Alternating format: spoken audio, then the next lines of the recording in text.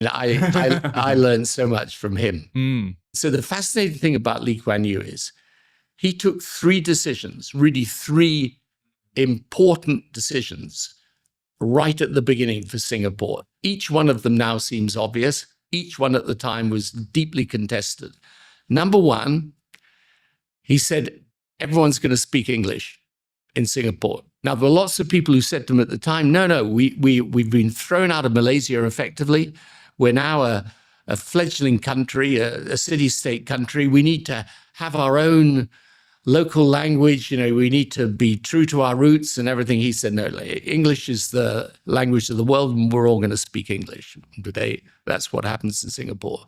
Secondly, he said, we're going to get the best intellectual capital and management capital from wherever it exists in the world, and we're going to bring it to Singapore. And again, people said, no, we should stand on our own 2 feet. Why? And you're also bringing in the British, who we just, we've got all these disputes with. And he said, no, I'm going to bring in the best from wherever they are, and they're going to come to Singapore. Today, Singapore exports intellectual capital, right? And the third thing he did was he said there's going to be no corruption. And one of the ways we're going to do that is we're going to make sure our political leaders are well paid, which the Singapore leaders are the best paid in the world by a factor of about 10 for the next person. And there's going to be zero tolerance of corruption, zero tolerance of corruption.